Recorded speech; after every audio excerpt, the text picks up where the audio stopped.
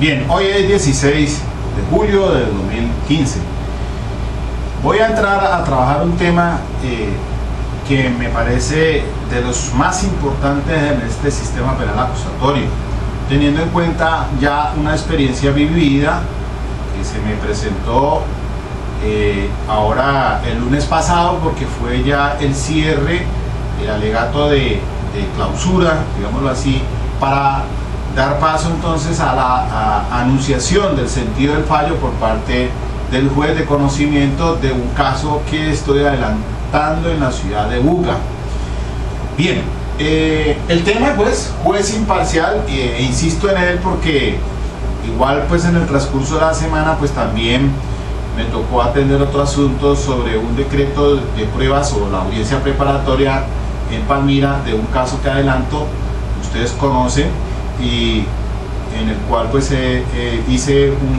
una audioconferencia en la que el tema es el de la probabilidad del fiscal y el convencimiento. Ese está ligado con dos más que saqué que tratan sobre la preparatoria, el asunto de la no sustentación en las solicitudes probatorias de las partes y sus consecuencias. Entonces, ahí van ligados esos tres videos, pero este de hoy tiene que ver esencialmente, y hago un reenvío a dos videos que trabajé sobre el caso que voy a exponer hoy, sobre los yerros de las partes, tanto en la acusación como en la preparatoria y en el juicio oral. Pues el tema genérico es el juez imparcial, pero seguramente hay que tomar y abordar otros temas ahí puntuales. Bueno, el referente jurisprudencial del cual me soporto para trabajar el tema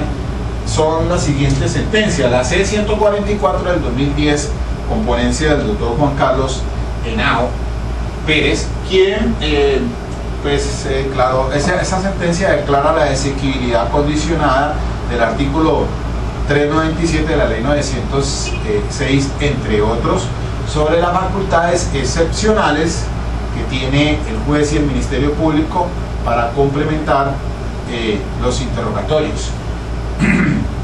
También traigo en la colación la sentencia de la Corte Suprema de Justicia de sede de casación penal, las sentencias, la 29415, esa es del 4 de febrero del año 2009, esa es ponencia del doctor Julio Enrique Socha Salamanca. Este es un caso de Bello, Antioquia, en el que se declara la nulidad del juicio y se debe repetir el juicio oral porque el juez indebidamente se extralimitó en sus funciones haciendo preguntas complementarias, entre comillas, sin cumplir con esos propósitos que señala la sentencia C-144 del 2010 en cuanto a las excepciones o en las que rara vez debe intervenir el juez, porque el juez, siendo imparcial, debe estar equidistante de lo que lleven a juicio las partes. La sentencia 43554 del 18 de junio del 2014, con ponencia del doctor Eugenio Fernández Carlier, es un caso de Cali en el que se le imputaron cargos a un fiscal, a un juez de ejecución de penas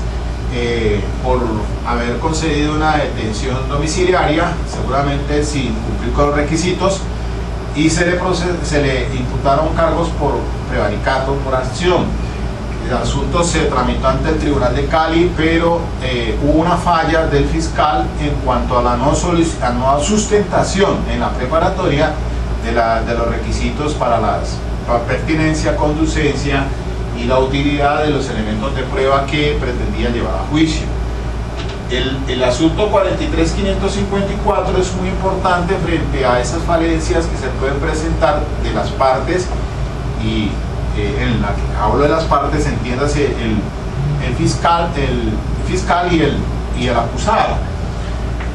en esa audiencia preparatoria. Y la sentencia 36562, que es del año 13 de junio del año 2012, con ponencia del doctor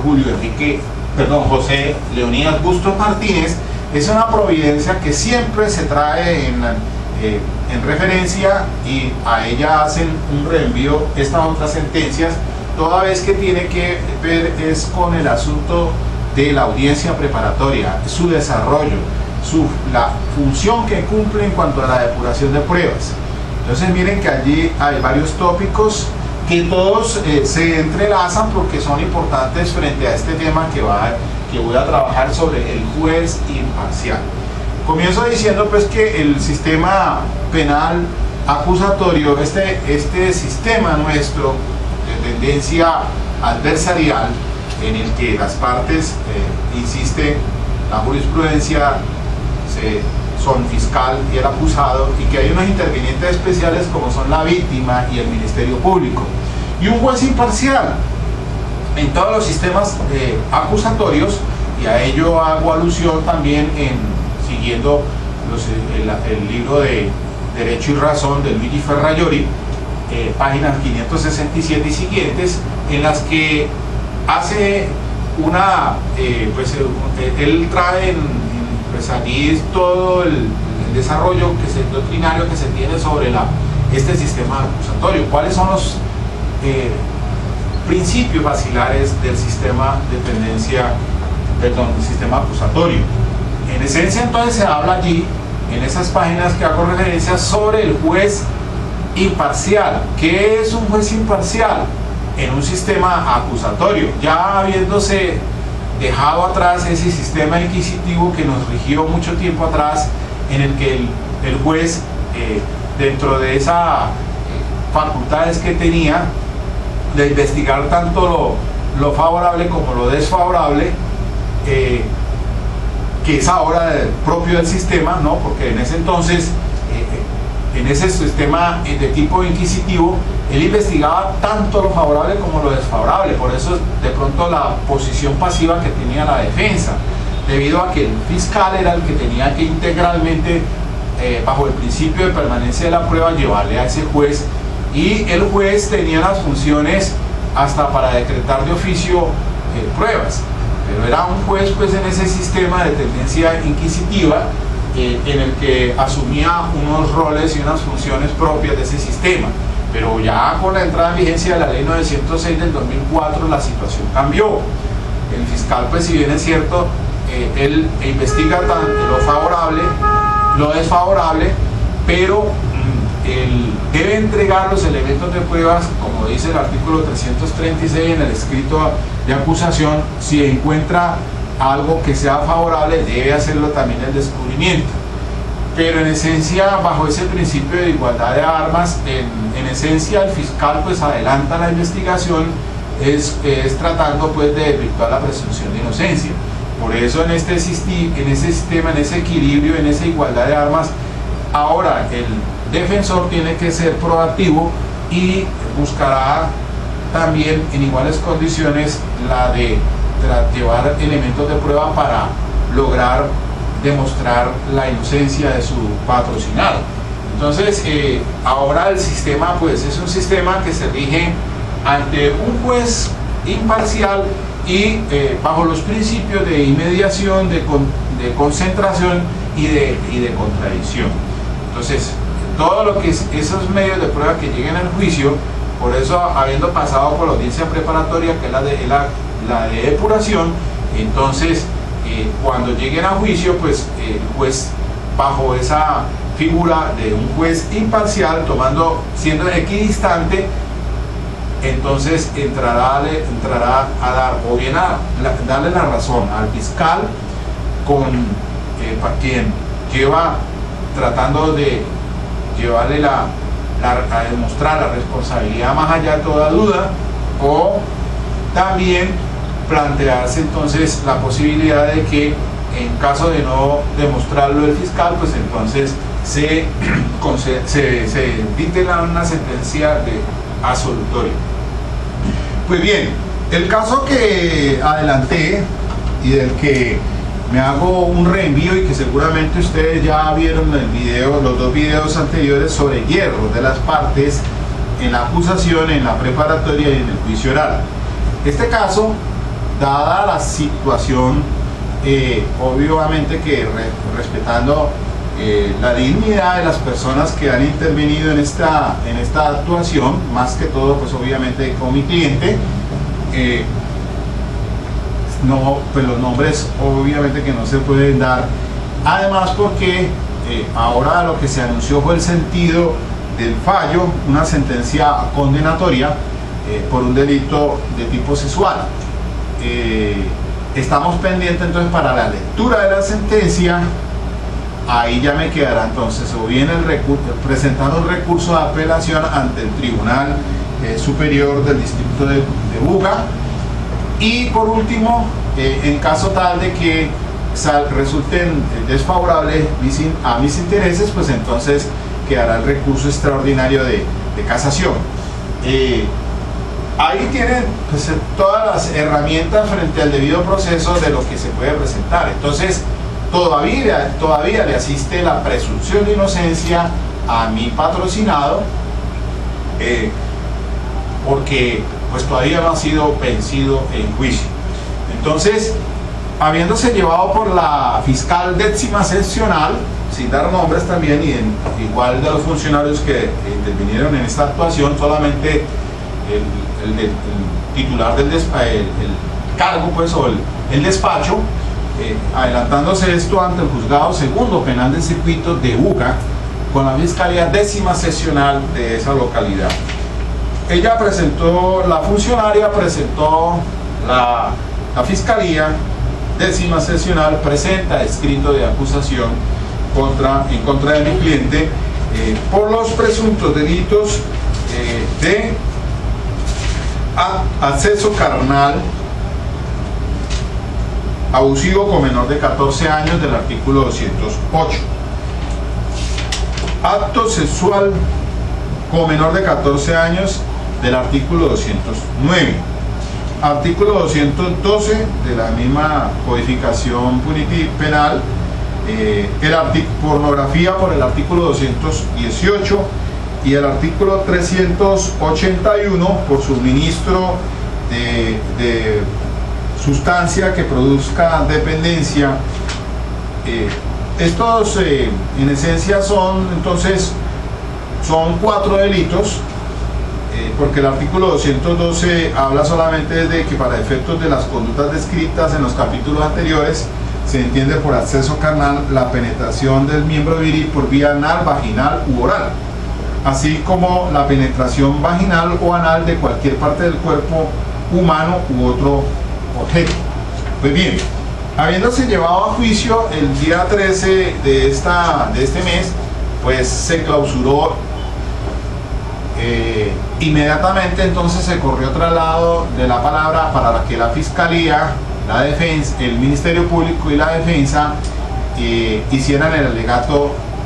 el alegato de cierre.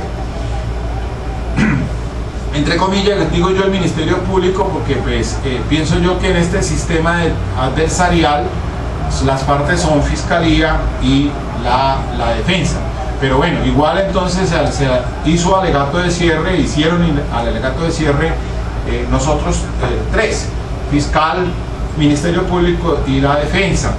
Después de esto entonces, ahí aproveché yo en este alegato para dividir mi exposición en 2 partes, hacerle la solicitud de declaratoria de nulidad a la juez de primera instancia por haber violado el debido proceso y las garantías fundamentales de que trata el artículo 457 de la ley 906 por aquello de no haber sido un juez imparcial. En esencia ese fue el fundamento, y también pues hice una exposición en relación pues con el debate probatorio que se hizo dentro del desarrollo del juicio oral que comenzamos desde el año pasado y que se terminó pues el 13 de julio de esta anualidad. Así, finalmente entonces, después de esos alegatos, el juzgado enunció el sentido del fallo. Encuentra responsable por un solo delito el acceso carnal en menor de 14 años del artículo 208. No así en relación con las otras conductas punibles, como fueron los actos sexuales abusivos en menor de 14 años del artículo 209, la pornografía y el del uso de sustancias alucinógenas. Estos hechos fácticos de los que acusó la Fiscalía, explico que eran dos hechos fácticos porque habían dos denuncias, pero que por razones de conexidad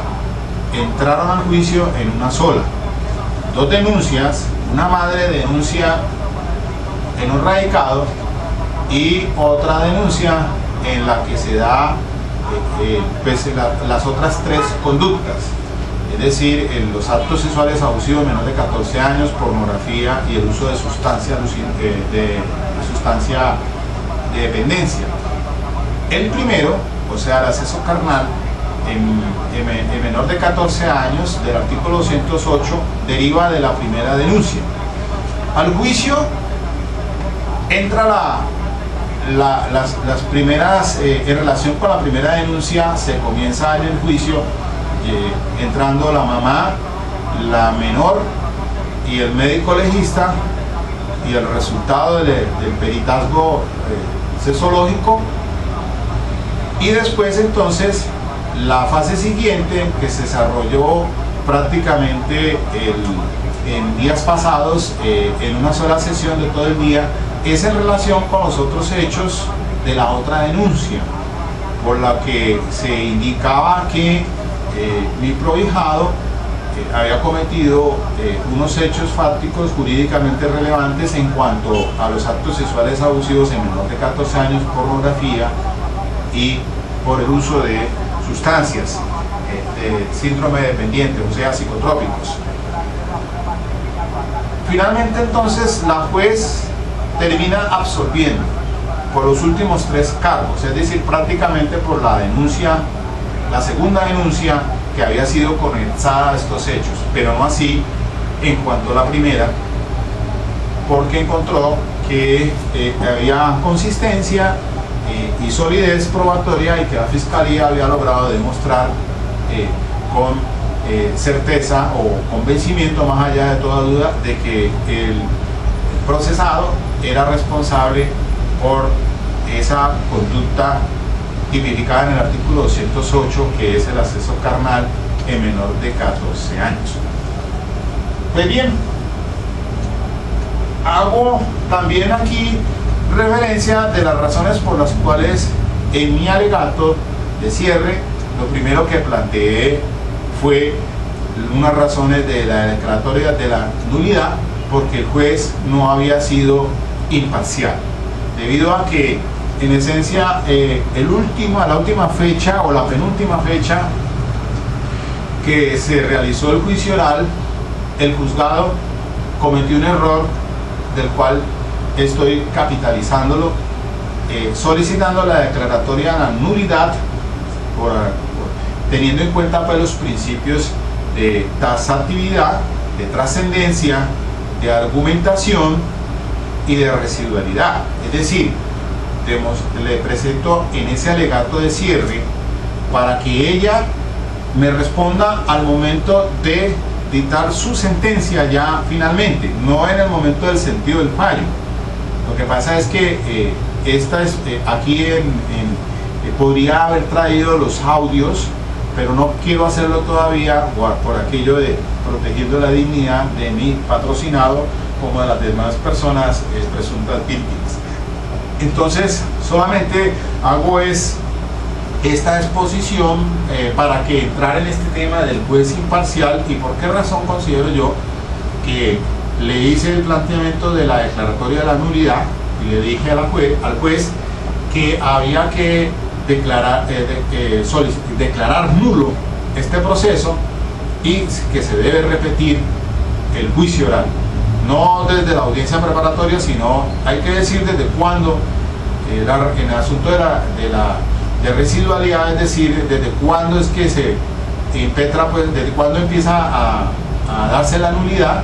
y esta pues no se dio en la acusación porque no existía al momento sino en desarrollo del juicio oral, y por eso es que entonces se hace al momento del alegato del cierre, para que la tome en consideración el juez de conocimiento.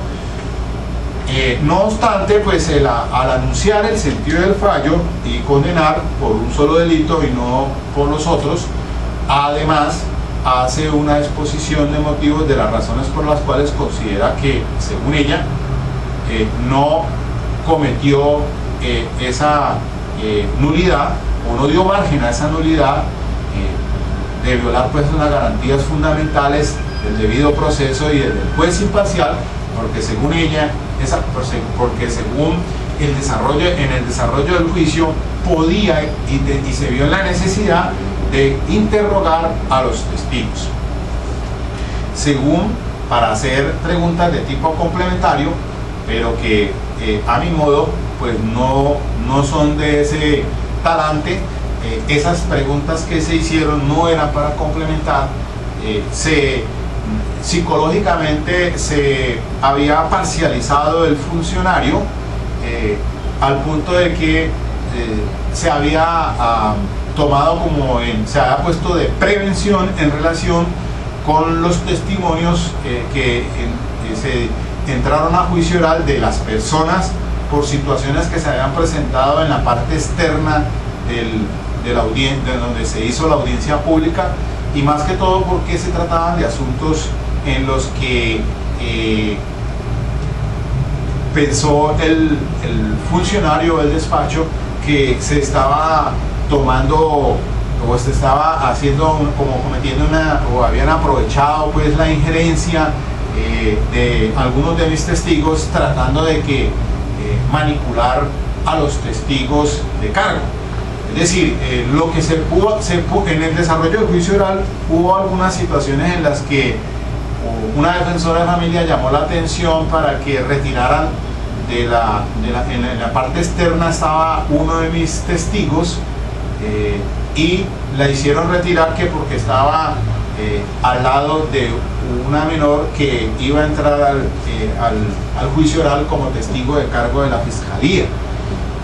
Sin embargo, ese asunto hizo que psicológicamente el funcionario se pusiera en prevención, y lo que hizo en el interrogatorio que se desarrolló en el juicio oral fue hacer preguntas complementarias de esa índole, es decir, tratando asuntos de que por qué había sucedido en la parte externa del despacho donde estaba realizando el juicio oral tal situación, y entonces se hicieron preguntas en ese sentido, y lo que pienso yo es que el funcionario trataba era asumió una posición que le correspondía más bien era al fiscal, a través del contrainterrogatorio, que era el de impugnar credibilidad. Entonces, en el sistema inquisitivo, algunos jueces,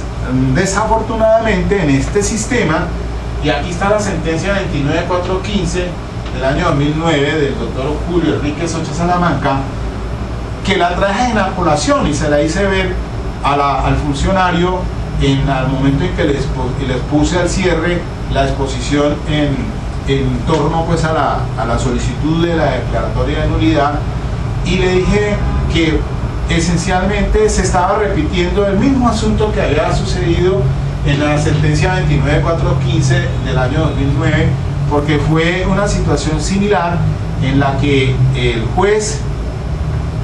hizo preguntas complementarias, pero que más de resolver o complementar hechos fácticos relacionados con las preguntas que habían introducido el fiscal y la defensa, abordó temas que nada tenían ni guardaban una relación con el tema probando.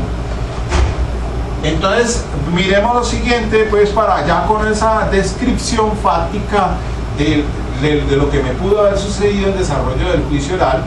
es que se dio en la vez pasada al cierre, teniendo unos contrincantes, porque desafortunadamente en este sistema entra uno en choque no solamente con el fiscal, sino con el Ministerio Público. A mi modo de ver, y guardo un respeto con los funcionarios de la Procuraduría, del Ministerio Público, porque no todos son así, pero en este caso, en el proceso que se adelantó, coadyuvó más a la situación de la Fiscalía, se puso más de parte de la Fiscalía, es decir, no solamente tenía el contrincante mío bajo el principio de igualdad de armas es el fiscal, pero también tenía el Ministerio Público, y de ñapa el juez parcializado, no juez imparcial. A inicio, tal vez por ahí hasta la audiencia preparatoria, seguro podría decir yo que el funcionario estuvo imparcial, pero ya cuando se dio el desarrollo del juicio oral cambiaron las cosas, y a mi modo, desde mi punto de vista y por lo que se dio el desarrollo del juicio oral, es que considero que se tomó, asumió una función que le correspondía, era más bien al fiscal, porque el fiscal es el que debió haber en el contrainterrogatorio impugnado credibilidad de los testigos que entraron al juicio oral. Bien, después de la exposición así fáctica, mire, tengo aquí entonces, y cuando hice alusión a la sentencia, a la radicación 29415, cuando les pongo al funcionario, y entonces cito la sentencia 29415 para hacerle ver que la misma situación se había presentado en estos dos casos, y déjenme pues mirar lo siguiente. Aquí en esta sentencia 29415 del doctor Socha Salamanca, casi en la parte final de la providencia, en comentario, se dijo lo siguiente en relación pues con el caso que se había presentado en Bello. Esto es en Bello, Antioquia. Aquí se da. Entonces la Corte Suprema de Justicia hace un análisis y dice que el artículo 397, que sí fue modificado, fue declarado exequible condicionado por la sentencia C-144 del 2010, dice que excepcionalmente, después de que las partes hayan preguntado, el juez o el Ministerio Público podrá hacer preguntas de tipo complementario. Y entonces la Corte dice que excepcionalmente, y entonces acude al diccionario real de la lengua española, y dice que es aquello que se aparta del ordinario, que ocurre rara vez o que difiere de la regla común y general. Y complementario, dice la Corte, según el mismo glosario de términos, es lo que sirve para perfeccionar algo. Complemento es la cualidad o circunstancia que se añade a otra para hacerla integral o perfecta. Y dice, en consecuencia, en materia probatoria y en particular en lo atinente al testimonio, la regla es que el juez debe mantenerse equidistante y ecuánime frente al desarrollo de la declaración, en actitud atenta para captar lo expuesto por el testigo y las singularidades a que se refiere el 404 de la ley 906, interviniendo solo para controlar la legalidad y lealtad de las preguntas, así como la claridad y la precisión de las respuestas, asistiéndole la facultad de hacer preguntas una vez agotados los interrogatorios de las partes, orientadas a perfeccionar o complementar el núcleo fáctico introducido por aquellas a través de los respectivos interrogantes formulados al testigo. Es decir, que si las partes no construyen esa base que el juez, si la observa deficiente, puede completar, no le corresponde a a su libre arbitrio y sin restricciones confeccionar su propio caudal fáctico. Entonces, mire lo que dice el caso. Entonces se refieren ya al caso concreto. Dice aquí, resulta también trascendente para la desfiguración del carácter adversarial inherente al sistema acusatorio implementado en la ley 906 del 2004, y redunda en el desconocimiento del principio del juez imparcial el hecho de que una vez las partes concluyeron los respectivos interrogatorios y contrainterrogatorios, en todos los casos el juez sometió a los testigos a un nuevo y extenso cuestionario con preguntas que lejos están de dirigirse a complementar o facilitar el cabal entendimiento del asunto, sino más bien orientadas a concretar, ojo con esto, la predisposición psicológica del funcionario de primer grado que se formó por los continuos enfrentamientos con el defensor debido a su forma de interrogar. Desafortunadamente, y no son todos los jueces, pero en muchas ocasiones, y lo digo en este caso, cuando de pronto usted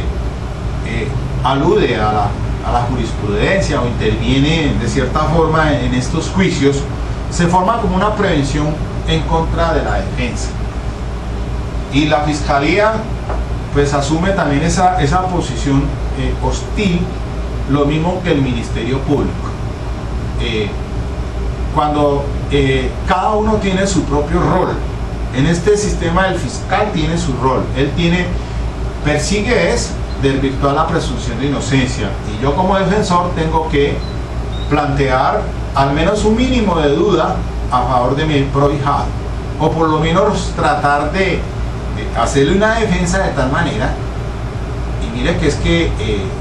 en todos los casos pues hay diferentes formas de hacer defensa. En el decreto de pruebas que me pasó esta semana, si el fiscal falla o falló al no sustentar las solicitudes probatorias, se quedó sin caso. Pero no es una cuestión. Iba para juicio con todas las de la ley, tenía armada una teoría del caso, tenía una defensa planteada, pero el que cometió el error fue el fiscal, y se termina allí porque tienen que pedir la preclusión en la próxima audiencia de ese señor que estoy hablando de él, en el que presunta le indican que era pues el que venía en el bus y que tenía 1 kilo de coca. La situación entonces es que en diferentes fases procesales puede haber situaciones en las que salga adelante para sus propios beneficios o intereses de su prohijado. Entonces, esta sentencia 29415, digo yo, le dije a la juez, caída como anillo al dedo, porque es lo que sucedió en el caso que estoy analizando de cliente, ya con la cuestión de las conductas sexuales, porque el funcionario, cuando terminó la intervención del interrogatorio de la Fiscalía para una menor de edad, la cual había solicitado como testigo de cargo la fiscal, en la que yo había estipulado un resultado de un peritazgo sexológico que me favorecía, porque la niña apareció que no estaba con ninguna desfloración, tenía un himen no elástico, y además en la anamnesis le manifestó al médico que nunca había sido tocada por nadie. Si entonces la segunda denunciante, en el caso que estoy hablando acá, decía, le hizo cargos a mi cliente de que tenía ese tipo de conductas sexuales en las que habían cometido tenido relaciones sexuales con la menor, yo por ende estipulé ese resultado porque me convenía. Lo que pasa es que la menor, en la entrevista psicológica que le hiciera el CTI, ella dijo que sí era cierto, pero cuando llega al juicio oral, la joven se retracta, y entonces se forma la de Troya, porque pues tengo yo mi herramienta, básicamente es lo que le estipulé a la Fiscalía, y se le estipuló todo. El anamnesis, en la que le dice al médico que no había sido nunca tocada, y el resultado médico sexológico que dice que ella está intacta, no hay desfloración, o sea, es virgen, y además de eso, pues que tiene un himen no elástico, porque podría haber dicho la fiscal, pues es que hay himen que es elástico y que permiten la penetración sin que se rompa, pero en este caso resalté muy bien que el médico dijo himen no elástico, lo cual entonces no da para elucubraciones de ese tipo. Me favorecía, pues claro, porque cuando ya le digo a la juez es que ella se retrata porque le mintió a la psicóloga del CTI, está diciendo la verdad en juicio oral. Sin embargo, el funcionario, después de que preguntó la fiscalía y yo que hice mi interrogatorio, le hice, fue la única pregunta que le hice, lea lo que se estipuló, lo que dijo en la anamnesis, solamente eso pudo leer, no lo del resultado del médico legista, sino lo de la anamnesis, porque para mí me interesaba de lo que había dicho al médico. Y entonces la funcionaria, la juez, le hizo 60 preguntas complementarias de toda índole, y entonces se enfocó el punto más en esencia de lo que había sucedido en la parte externa, porque había entrado en contacto esta joven con uno de mis testigos, entonces pensaban que mis testigos estaban manipulando para que ella fuera por lo que dijo en el juicio y que se retractó.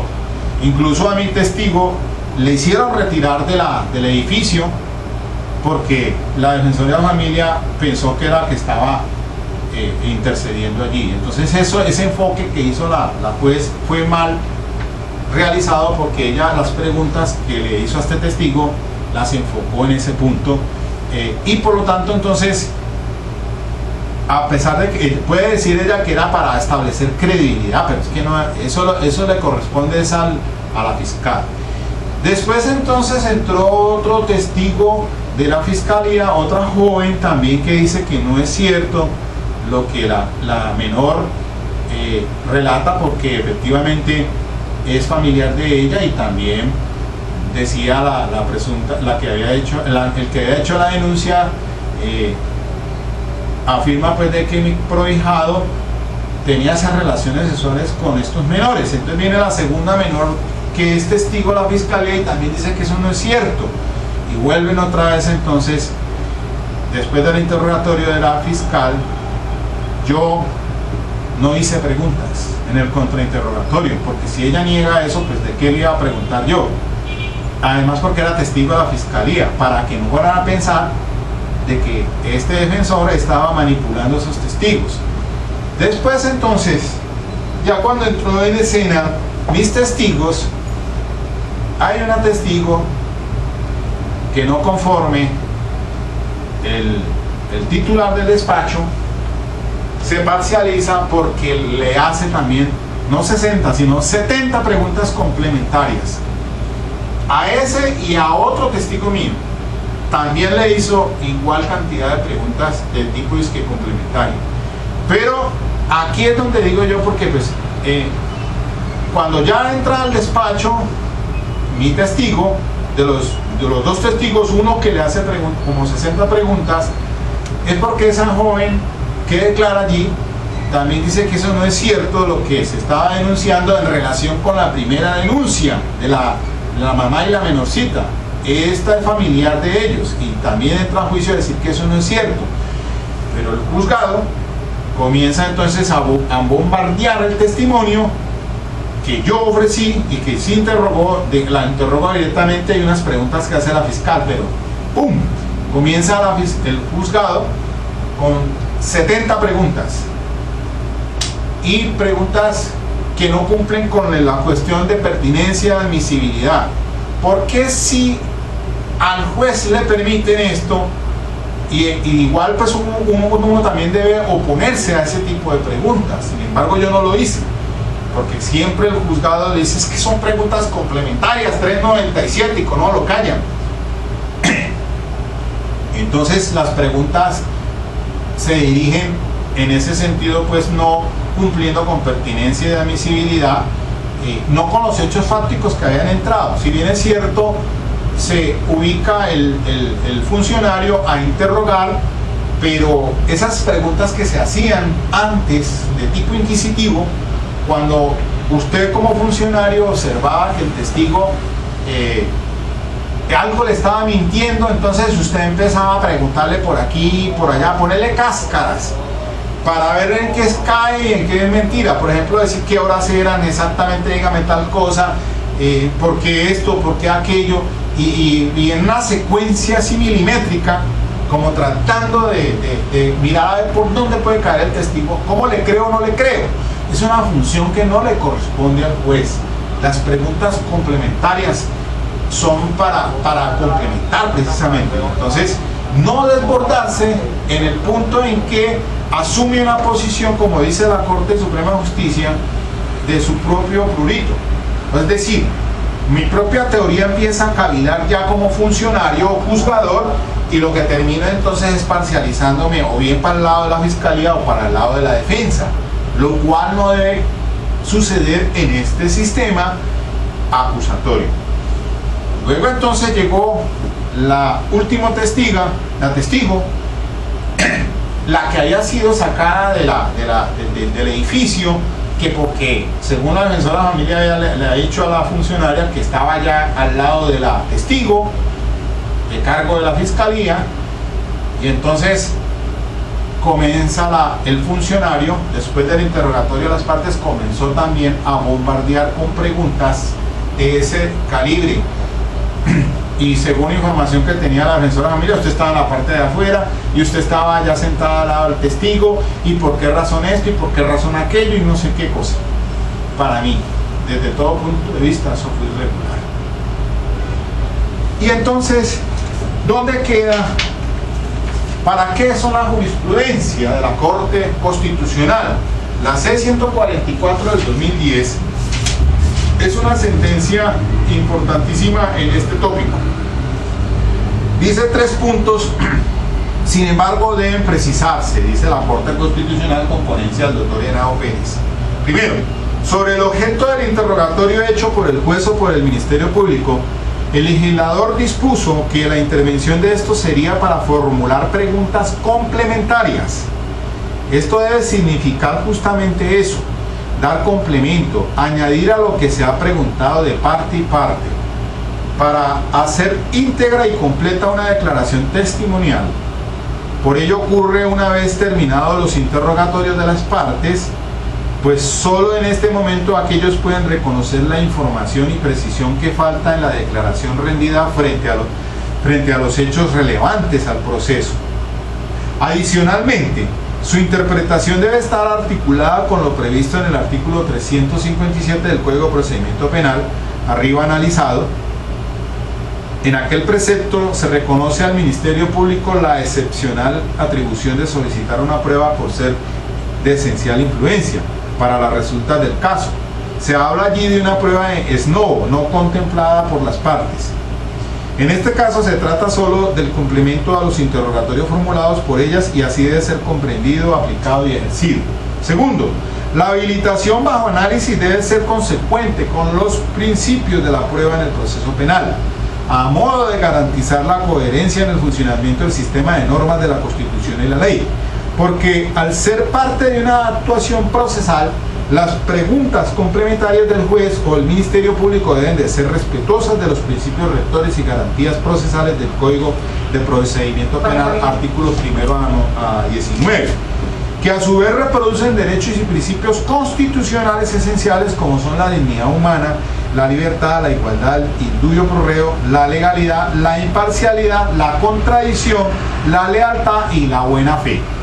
Artículos 1, 2, 13, 28, 29 y 84 del Código Penal. En el mismo orden, como parte de los elementos probatorios del proceso, las preguntas complementarias tienen que ser pertinentes, artículo 375, admisibles, 376,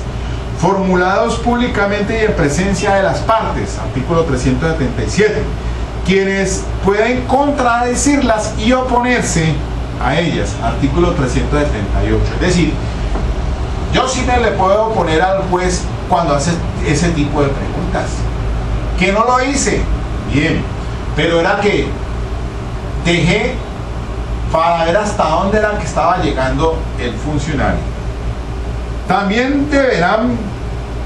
cumplirán con las reglas sobre los interrogatorios establecidos. Esto es la especificidad, claridad, respeto al testigo y pertinencia, que son lo que se hace referencia al artículo 392 del Código de Procedimiento Penal. Y en lo que concierne al juez, además de enfatizar en la preservación de su imparcialidad objetiva y subjetiva como supuesto indiscutible de la administración de justicia en el Estado de Derecho, artículos 1329 y 229 de la Constitución Política, debe asegurar que sus preguntas complementarias sean claras y precisas y busquen que el interrogatorio sea leal y completo, artículo 392. Y tercero, en este mismo sentido, la expresión cabal entendimiento del caso, comillas, no puede entenderse como un concepto jurídico indeterminado, pues tal acierto lo que busca es que se pueda completar el interrogatorio cuando de lo dicho por el testigo que se aprecien elementos fácticos que las partes no hayan considerado suficientemente. Se busca también que el juez o el Ministerio Público pregunten a fin de completar, hacer más acabado el testimonio y por tanto más comprensible, inteligible el conocimiento del caso. Pero no lo que me sucede a mí, porque si en lugar de abordar aspectos importantes en cuanto a los hechos fácticos o el núcleo fáctico de las preguntas que se habían introducido por la Fiscalía y la Defensa, se abordan temas completamente diferentes, como tratando de buscar dónde hay una mentira, cuando el asunto es solo del resorte del oponente. En el sistema de tendencia adversarial, para eso son las reglas para la impugnar credibilidad, acudiendo a las declaraciones que dieron extrajuicio, de esas entrevistas que rinden para poderlas hacer valer en el juicio a fin de impugnar credibilidad o con otro testimonio,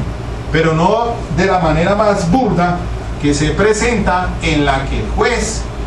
con ese pensamiento inquisitivo, sin salirse aún de ese esquema, no lo abandonan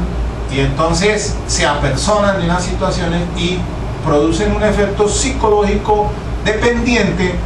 de la situación que se está presentando en el juicio, y entonces asumen un rol que no les corresponde. Ahora, en esta situación se presentó algo patético, y es que, si bien es cierto, en el decreto de pruebas se permitió, o sea, en la audiencia preparatoria, permitió el despacho que entraran al juicio los menores, pero no en cámara Gesell, sino entraran al juicio y a través de la Defensoría de Familia se hicieron los interrogatorios de la Fiscalía y los míos, de la Defensa, cuando son menores de edad. Entonces, según el funcionario,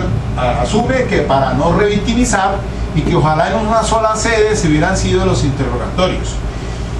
Pero se presentó algo anormal, porque el funcionario sí no cumplió con esa regla, y aquí encuentro el artículo 150 de la ley 1098 del 2006, que es el Código de Infancia y de Adolescencia, y así se lo hice ver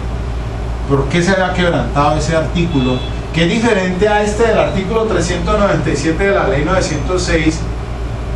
pero que dice lo siguiente: el artículo 150, práctica de testimonios. Los niños, las niñas y los adolescentes podrán ser citados como testigos en los procesos penales que se adelanten contra los adultos.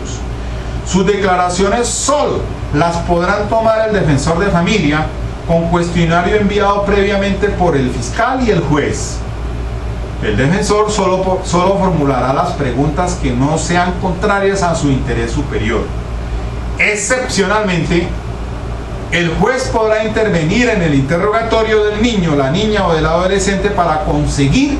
que éste responda a la pregunta que se le ha formulado o que lo haga de manera clara y precisa.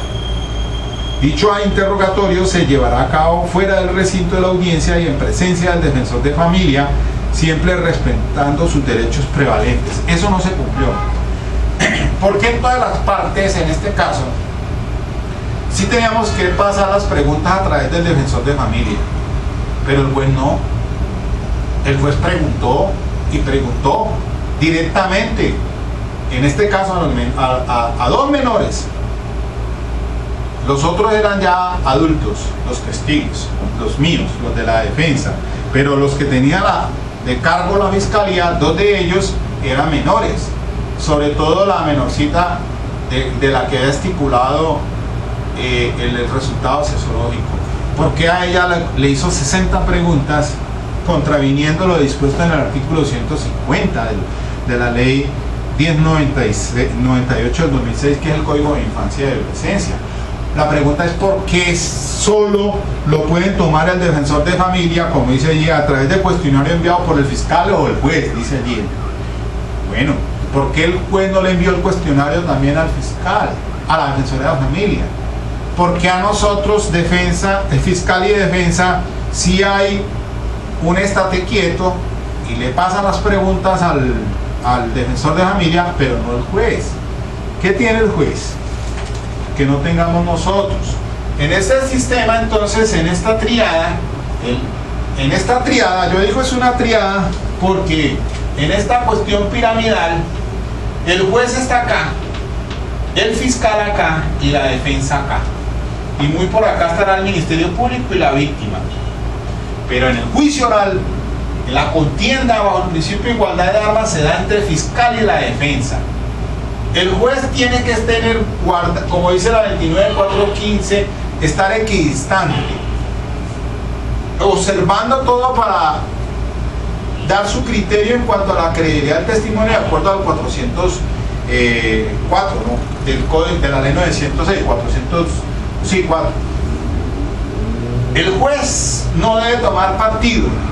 Rara vez, como dice la 29.415, debe intervenir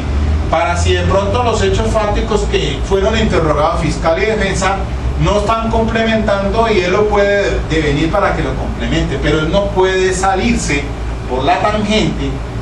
haciendo preguntas que en lugar, como tratando de establecer credibilidad del testimonio que se le ha presentado por las partes. Ese papel lo cumple es una de las partes, el fiscal o la defensa. Si yo voy a impugnarle credibilidad al fiscal, él ha descubierto las entrevistas o declaraciones que hayan rendido sus testigos y yo las puedo utilizar, y para eso es que está, y el código lo dice en los artículos en relación con el interrogatorio, que podrá hacer valerse esas exposiciones para impugnar credibilidad o para refrescar memoria. Y entonces es la función que le corresponde a cada uno, pero no inmiscuirse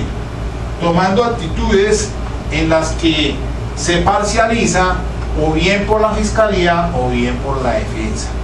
Esto no puede suceder en este sistema acusatorio, porque hay unos principios, y en Derecho y Razón, en esa obra maravillosa de Luigi Ferraioli, se habla de ello. Y a ella hacen alusión no solamente la 29.415 del 2009, sino cantidad de sentencias en relación con este tema del juez imparcial. Por eso, si uno lee esta sentencia, la 36.562 y la 43.554, sobre el tema del juez imparcial, en esa audiencia preparatoria igual el juez debe permanecer equidistante. ¿Qué tal si de pronto, por ejemplo, en la audiencia preparatoria ya que tuve yo con el asunto del señor de Jequilo de Coca, el juez le dice, el juez, ustedes escucharon, él reconvino al fiscal, señor fiscal,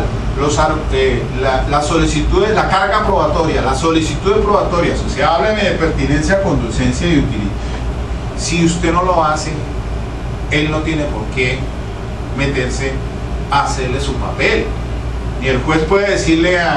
meterse, es que usted tiene que decir que pertinencia es esto, usted conducencia es esto, usted que tiene que saber, y por eso les invito a que lean esta 36.562, y seguramente vuelvo en otra oportunidad a hablar sobre cómo, muy importante la sentencia del doctor Bustos sobre la audiencia preparatoria, sobre la anunciación, sobre las estipulaciones, sobre el decreto de pruebas, sobre qué es pertinencia, qué es conducencia, cuándo se va a impugnar credibilidad. Es que miren, allí está precisamente ese tema de la 36.562. Dice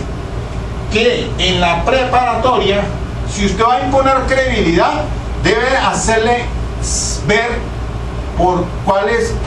inverosímil es que, por alguno de los numerales que establece para la impugnar la credibilidad que establece la ley 906, por increíble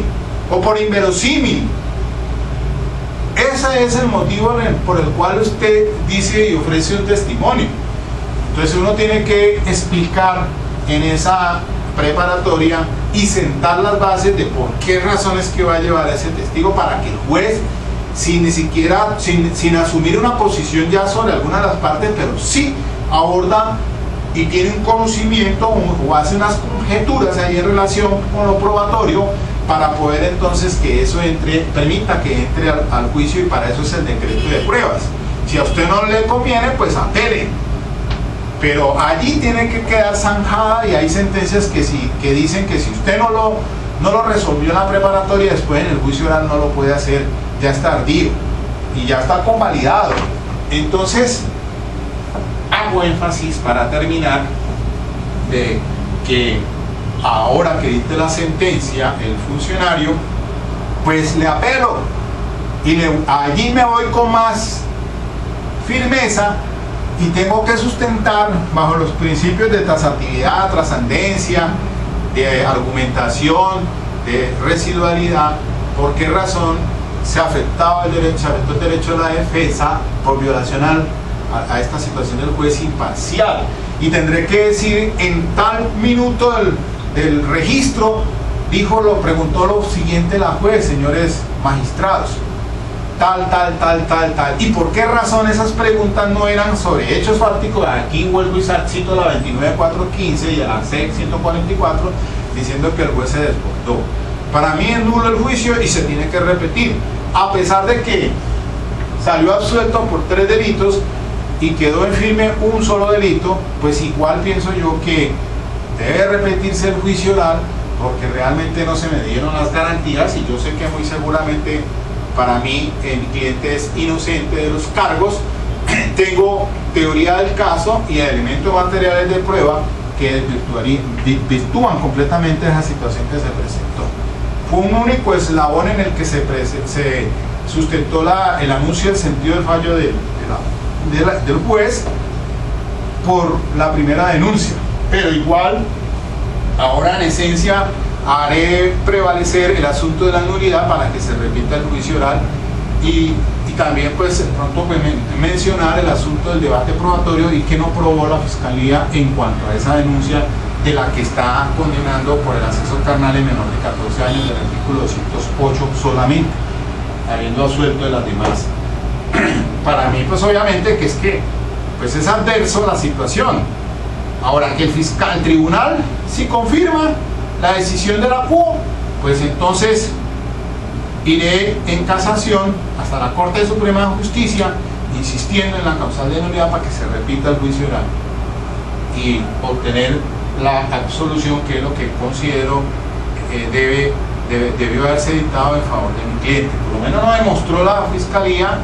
en relación con la segunda denuncia y los elementos que había presentado en el juicio oral. Bueno, dejemos aquí. Como les dije, entonces más adelante pues iremos evaluando esta situación tan importante que es el desarrollo de las audiencias, en este caso pues de la figura del juez imparcial, que no solamente se da en acusación, sino también en la preparatoria y en el mismo juicio oral. Es el eje fundamental del sistema acusatorio, sin desconocer entonces las facultades que tiene la Fiscalía. Pues muy bien, muchas gracias, nos vemos, buen fin de semana, y estamos de fiesta. Cali, representamos esta cuestión mundial que se está celebrando ahora por los jóvenes en la competencia mundial de atletismo. Cali es el epicentro, esta es la sucursal del cielo, esta es una ciudad que los invito a que vengan y la conozcan, la capital de la salsa, la sucursal del cielo. Antes de llegar al cielo hay un pedacito que se llama Cali, Santiago de Cali, Colombia. Ok, nos vemos. Dale clic si te gusta.